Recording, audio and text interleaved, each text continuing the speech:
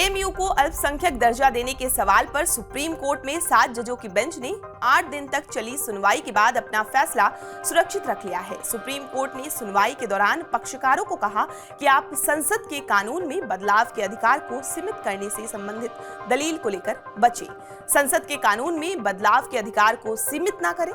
Supreme court के chief justice D Y Chandrachud की अगुवाई वाली 7 जजों की बेंच ने मामले में 8 दिन की सुनवाई की और फिर फैसला सुरक्षित रख लिया है। सुप्रीम कोर्ट ने 12 फरवरी 2019 को ये मामला 7 जजों की बेंच को रेफर किया था।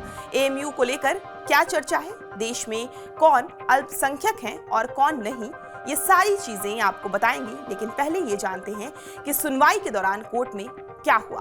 सुप्रीम कोर्ट में एक पक्षकार की ओर से एएमयू को अल्पसंख्यक संस्थान का दर्जा दिए जाने का विरोध करते हुए दलील दी गई थी। एएमयू एक्ट में हुए 1981 के बदलाव को चुनौती दी गई और कहा गया कि सुप्रीम कोर्ट ने अजीज बादशाह जजमेंट में अल्पसंख्यक का दर्जा खत्म कर दिया था, लेकिन संसद ने कानून में बदलाव कर जजमेंट को पलट दिया और एएमयू के अल्पसंख्यक का दर्जा बहाल कर दिया। सीनियर एडवोकेट एनके कॉल ने दलील दी कि 1981 में जो कानूनी बदलाव किया गया था उसमें जजमेंट के आधार को नहीं बदला गया था, बल्कि जजमेंट पलट दिया गया। इस पर चीफ जस्टिस ने कहा कि ये सब कानून के संदर्भ में होता रहा है, लेकिन इसे व्यापक तौर पर नहीं लेना चाहिए जिससे कि संसद के अधिकार पर सवाल हो जाए।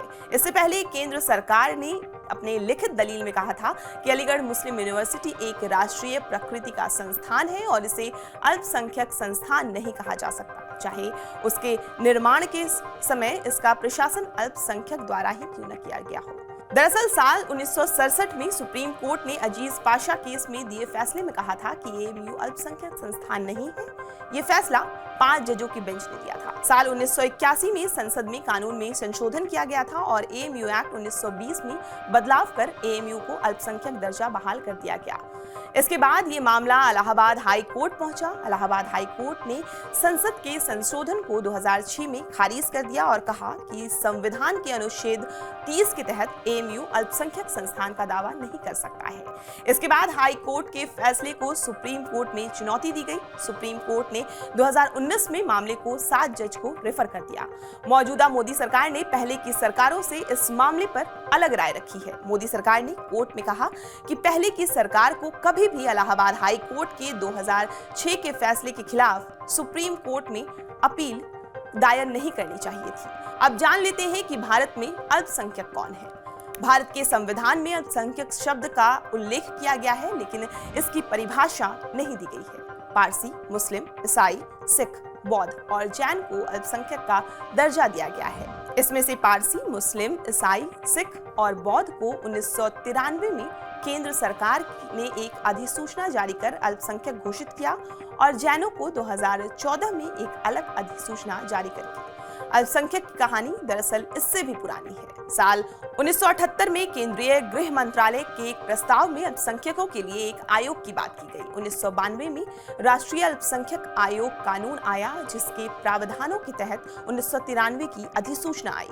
आयोग का मुख्य उद्देश्य है अधिसूचित अल्पसंख्यक समुदाय का संरक्षण करना, उनके हालात का समय समय पर जायजा लेना, उनके विकास के लिए सरकार को सुझाव देना, उनकी शिकायतें सुनना और उनका निवारण करना। संविधान में धार्मिक स्वतंत्रता के जो भी प्रावधान हैं, वो सभी अल्पसंख्यकों के लिए भी हैं। इसके अलावा अल्पसंख्यकों को अपने हिसाब से शैक्षणिक संस्थानों की स्थापना करने का और उन्हें चलाने का अधिकार है।